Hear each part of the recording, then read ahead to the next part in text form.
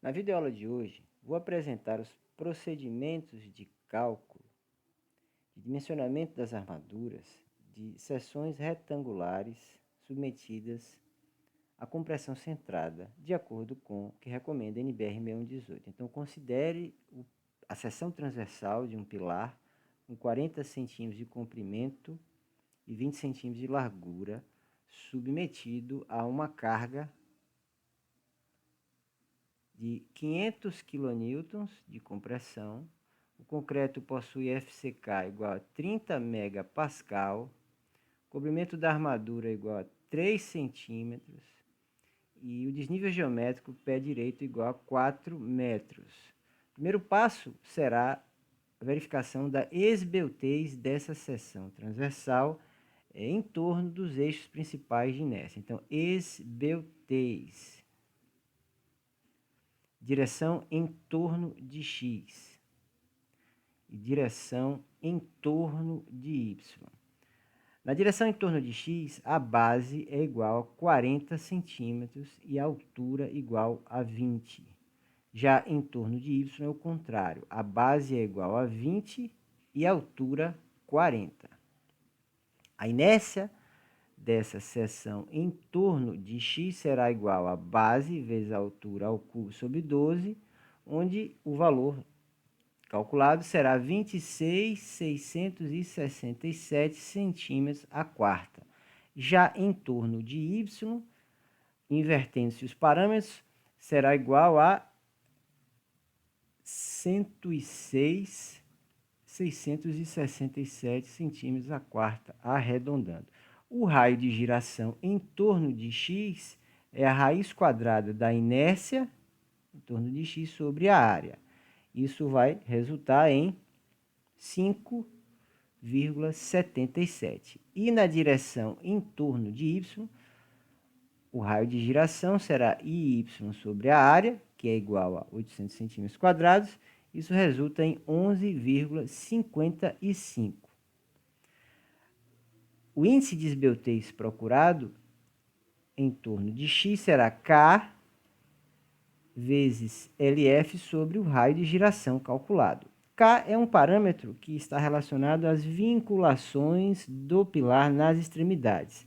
Vamos considerar a vinculação rótula-rótula, usualmente empregado em pilares de edifício, e o K será igual a 1. 1 vezes 400 centímetros, que é o pé direito, dividido por 5,77. Então, o índice de esbeltez em torno de X será igual a 69,32.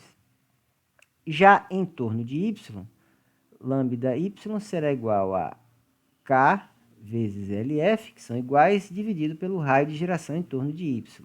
Então, 1 vezes 400 sobre 11,55, que dá 34,63. A NBR 6118 apresenta a seguinte fórmula para o cálculo do lambda 1, que é o parâmetro que nós iremos comparar com os valores calculados. Lambda 1 será o maior valor entre 35 e a seguinte expressão, 25 mais E1 sobre H sobre alφB. Vamos considerar alφB igual a 1. E como não há excentricidade de primeira ordem, porque não há momentos fletores em torno de nenhum eixo principal de inércia, E1 é igual a 0. Então, o maior valor será 35. Então, se lambda for menor ou igual a 35, então trata-se de um pilar curto. Se lambda for maior do que 35 e menor ou igual a 90, temos um pilar medianamente esbelto. Se lambda for maior do que 90 e menor do que 140, o pilar é esbelto. E se for maior do que 140, trata-se de um pilar muito esbelto. Pelos cálculos, verifica-se que lambda x é maior do que 35, então temos um caso de pilar medianamente esbelto, onde as excentricidades de segunda ordem não podem ser desprezadas. Já em torno de Y, temos lambda menor do que 35, então trata-se de uma situação onde o pilar pode ser calculado como curto e despreza-se as excentricidades de segunda ordem. Passemos então agora ao cálculo das excentricidades. Será a etapa 2, excentricidades. Direção em torno de x e direção em torno de y. Na direção em torno de x, quanto na direção em torno de y, não há excentricidade de primeira ordem. Então, E1 será igual a zero nos dois casos. As excentricidades acidentais são especificadas pela norma através da seguinte expressão: 1 sobre 200 multiplicado por LF sobre 2, onde LF é o desnível geométrico pé direito. Então, essa excentricidade na seção intermediária será igual a 0,01 metros. E na seção de extremidade, 0,02 metros. Esses valores se repetem, então a excentricidade acidental também será 0,01 metro na seção intermediária e 0,02 metros na seção de extremidade. A excentricidade mínima de primeira ordem, ela deve ser atendida de acordo com a seguinte expressão: 0,015 mais 0,03 multiplicado por H sobre 100. Então, excentricidade de primeira ordem mínima em torno de x será igual a 0,015 mais 0,03 vezes H sobre 100 em torno de x, que é igual a 0,2. Então, a excentricidade mínima de primeira ordem nessa em torno da direção x será 0,021 metros, ou seja, 2,1 centímetros. A mesma expressão aplicada em torno de y,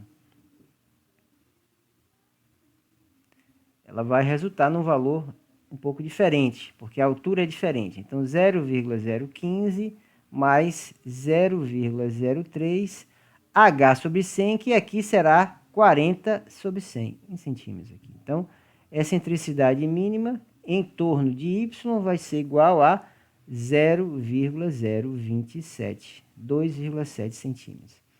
Então, veja que independentemente de ser um pilar submetido a uma carga de compressão, nós devemos considerar excentricidades, né, atuando em torno dos eixos x e y, que acaba provocando uma flexão no pilar. Né? Então, na situação de cálculo, temos uma situação de flexão composta, na verdade. Né? E passemos agora à excentricidade de segunda ordem.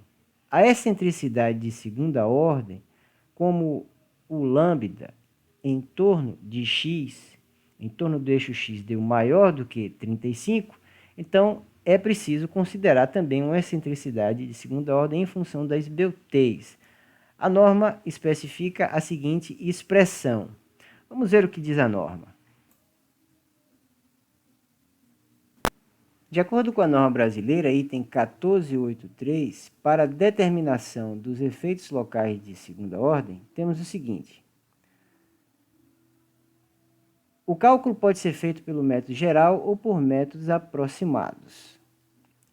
A consideração da fluência é obrigatória para lambda igual, maior do que 90. Nós não estamos ainda nessa situação, então a gente vai desprezar a fluência.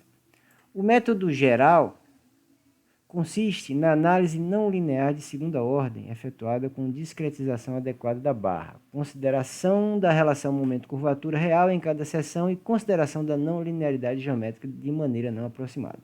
O método geral é aplicado para o índice de esbeltez maior do que 140. Nós estamos aqui com 69,32 abaixo de 90, portanto.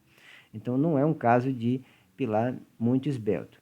Nós vamos utilizar aqui o método aproximado para a determinação dessa excentricidade de segunda ordem. Então, métodos aproximados. A determinação dos esforços locais de segunda ordem pode ser feita por métodos aproximados, como o do pilar padrão e o do pilar padrão melhorado. O método pilar padrão com curvatura aproximada pode ser empregado apenas no cálculo de pilares com lambda menor ou igual a 90, com seção constante. A nossa seção ela tem 40 cm de comprimento e 20 cm de largura em toda a altura do pilar. A armadura será simétrica e constante. Então, a gente pode usar essa metodologia aqui, sugerida pela norma. A não linearidade geométrica é considerada de forma aproximada, supondo-se que a deformação da barra seja senoidal. A não linearidade física é considerada através de uma expressão aproximada da curvatura na seção crítica. O momento total máximo no pilar deve ser calculado pela seguinte expressão, sendo a curvatura da seção crítica, que pode ser avaliada pela expressão aproximada abaixo. Então, nós vamos utilizar essa expressão para calcular a excentricidade de segunda ordem do nosso pilar. Voltemos para o cálculo. Então, a expressão sugerida é a seguinte: Ni será igual a 1,4 vezes NK dividido pela área da seção bruta de concreto multiplicado pela resistência de cálculo à compressão do concreto. Então, isso aqui resulta em 1,4 vezes 500 kN sobre 800 centímetros quadrados, que é a área da seção bruta, multiplicado pelo FCK, que é 30 megapascal. Aqui eu vou transformar logo em kN por centímetro quadrado, então vai ser 3 kN por centímetro quadrado sobre 1,4, que é o γC, a resistência de cálculo. Então, o Ni será igual a 0,408, e esse valor aqui que vai para a expressão. Então, substituindo, aqui 0,408, o pé direito 4 metros, H 20, 0,20.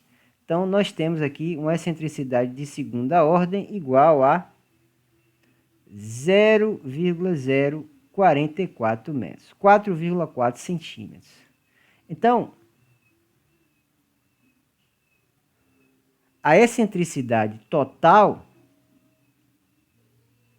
em torno do eixo X será a soma de E1 mais excentricidade acidental, E1 é de primeira ordem, mais excentricidade de segunda ordem, mais a excentricidade de fluência. Excentricidade de primeira ordem não tem. Excentricidade de fluência é zero, porque o lambda é menor do que 90. Então, nós só temos as excentricidades acidentais e as excentricidades de segunda ordem, sendo que o somatório das excentricidades de primeira ordem não podem ser menores do que o mínimo calculado. Então, a excentricidade x será igual a 0,021 mais 0,044, que resulta em 0,065 metros, 6,5 centímetros. Então, o nosso pilar tem que ser calculado para essa excentricidade. Então, de fato, a situação de cálculo não se trata de compressão centrada, e sim de flexão composta, flexo-compressão. Na direção em torno de Y, a excentricidade de segunda ordem é zero, como a gente já constatou. Isso nos dá uma excentricidade total em torno de Y igual a 0,027 metros, 2,7 centímetros.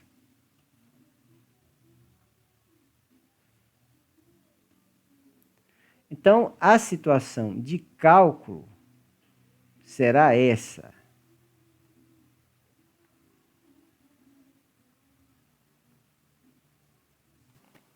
Então, observe que a carga de compressão de 500 kN, ela está sendo deslocada de acordo com as excentricidades em cada direção, em torno de cada eixo principal de inércia. Então, nós não temos no cálculo uma situação de compressão centrada, em sim de flexão composta. Ou seja, há momentos fletores atuando na seção e é com base nisso que nós vamos dimensionar a seção transversal. O próximo passo agora será a determinação de parâmetros adimensionais para entrar nos ábacos. Então, na direção em torno de x, nós temos o ni, que a gente já calculou, é 0,408. O mi x, que nós temos aqui um par, né, de parâmetros que nós vamos entrar num ábaco, né, onde o mi será encontrado no eixo das abscissas e o ni no eixo das ordenadas, onde mi x será ni x vezes excentricidade total em torno de x vezes hx. Então, 0,408 multiplicado por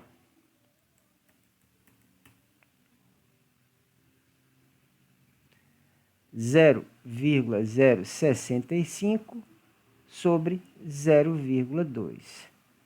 Então, o μx será 0,1,33 aproximadamente.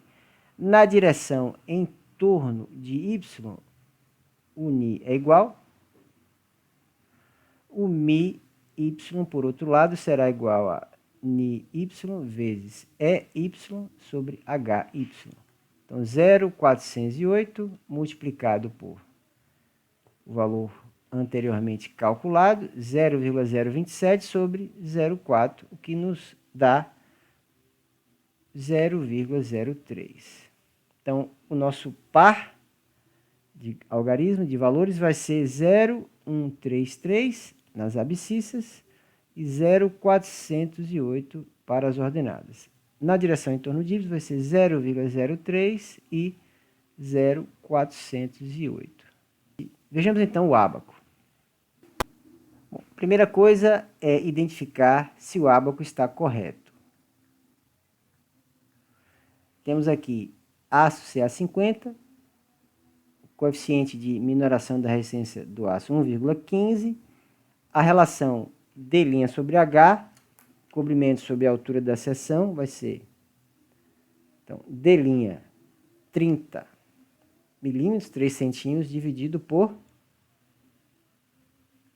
20, 30 por 20, então 0,15.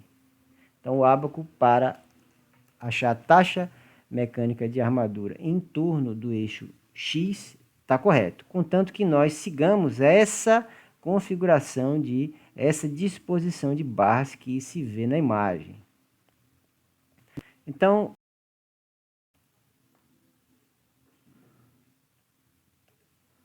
o ponto que procuramos será esse.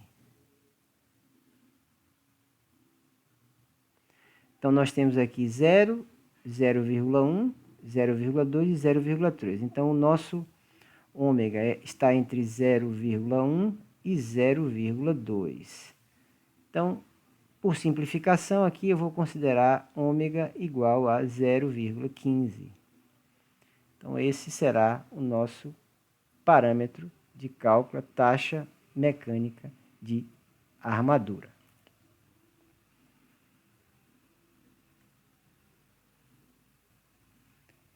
Então, na direção em torno de x, o ômega foi 0,15. Então, a área de aço será igual a ômega vezes base vezes altura, sigma CD sobre FYD.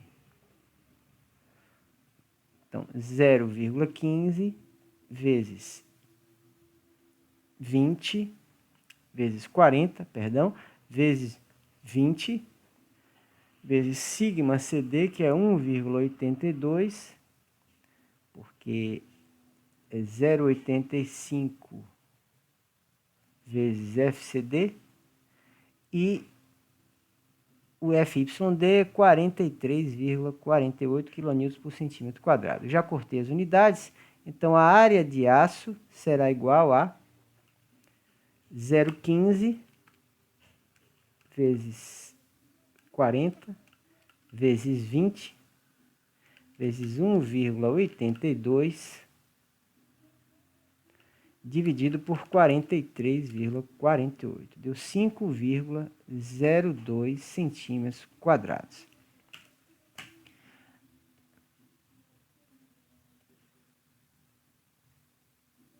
Como a disposição da armadura na seção transversal foi para 8 barras, eu vou dividir por 8. Então, são 8 barras de 10. Essa será a nossa armadura para combater, né, os esforços solicitantes, né, garantir o equilíbrio da seção no estado limite último em torno do eixo X. Precisamos fazer agora a mesma coisa em torno do eixo Y. Então, em torno do eixo Y, eu tenho D' igual a 3, H igual a 40. Então, a relação D' sobre H será 3 dividido por 40, 0,075. Então, isso aqui, eu posso me aproximar aqui de 0,1. No entanto, observa-se aqui que o ômega será igual a zero, em função do valor de μ, que é 0,03. Então, eu posso aqui considerar um ômega igual a zero, já sabendo que a armadura será igual à armadura mínima, que é igual a 0,4% da área bruta de concreto. Então, a área bruta de concreto vai ser 0,4 vezes 0,01 vezes 800. Então, 3,2 centímetros quadrados. Essa é a armadura mínima necessária para atender ao critério da norma brasileira. Então, observa-se que o AS calculado em torno de X, ele é maior do que AS mínimo. Então, está atendido. E também temos que verificar o AS máximo. AS máximo será igual a 8% da área de seção bruta. O AS máximo será igual a 800 vezes 0,08, que é igual a 64 centímetros quadrados. A verificação do AS máximo é em função das emendas por traspasse, mas aqui a gente não vai ter problema. Então, continuando aqui, o detalhamento, então, será: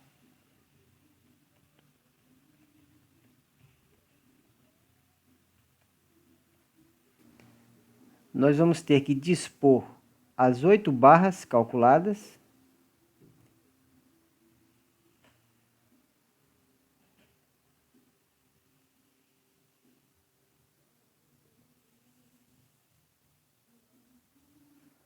então, são 8 barras de 10, para garantir o equilíbrio da seção. E agora nós vamos calcular esses espaçamentos. Então, eu vou chamar aqui de E1, aqui de E2. Então, E1 será igual a 40 centímetros, menos 2 vezes 3, 2 vezes o comprimento da armadura, menos 2 vezes 0,63, eu vou considerar aqui estribos. Estribos aqui de 6,3.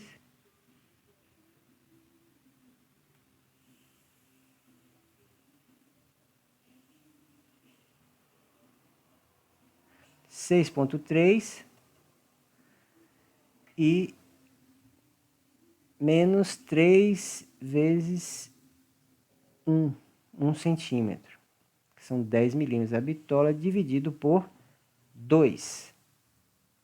Então, esse espaçamento aqui será 14,87 centímetros.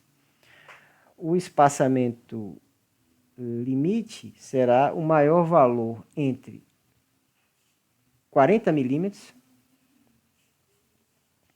4 vezes Fiel, 1 1,2 o diâmetro máximo do agregado. Então, o maior valor para E1 será 4 vezes φL, vai ser 40 milímetros também. E 1,2 vezes a dimensão máxima do agregado, considere brita 3. Se brita 3, o diâmetro máximo será 38 milímetros vezes 1,2, então 45,6 milímetros. Então, E1 tem que ser maior ou igual a 45,6 milímetros. Nós estamos aqui, ó, com 148,7. Então, está atendido. Na direção transversal, E2 vai ser igual a 20 centímetros menos 6 menos 2 vezes 0, 63, menos 3 vezes 1, dividido por 2. 4,87 centímetros, que são 48,7 milímetros. Também está atendido, é possível passar o vibrador e o concreto com até brita 3, sem problema nenhum. Observe ainda que há uma exigência com relação a essa distância dessa armadura intermediária para os cântaros. Se ela for maior do que 20 vezes φt, eu vou precisar botar um estribo poligonal, né? Então, 20 vezes φt, considerando φt igual a 6,3, vai ser 20 vezes 6,3.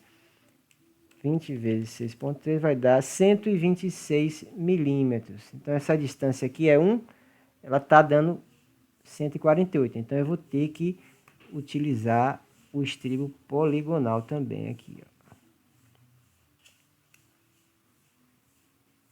Então, no detalhamento longitudinal do pilar, eu preciso indicar aqui, ó, o espaçamento entre estribos, que também segue critério de norma. Os estribos, eles precisam ser detalhados, inclusive dentro da sapata, ok? É uma exigência também de norma. Esse espaçamento, eu vou chamar aqui de E, ele será o menor valor entre 30 centímetros, menor dimensão do pilar,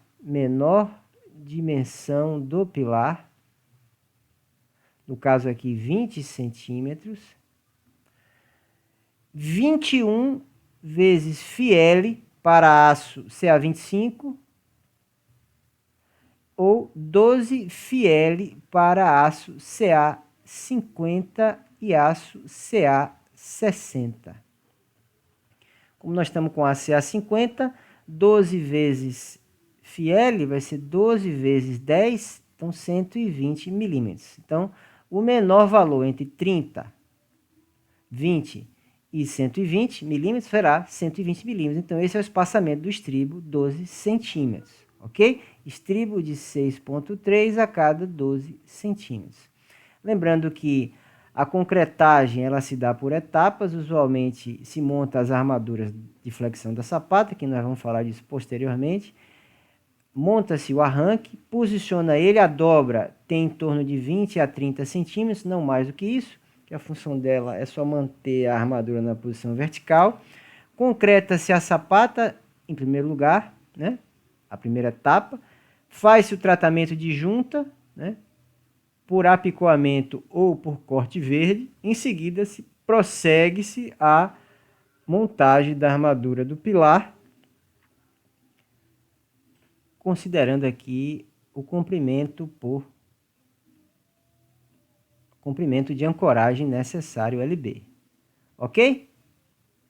Então, na próxima aula, a gente vai dimensionar uma seção submetida à flexão composta normal. Até lá!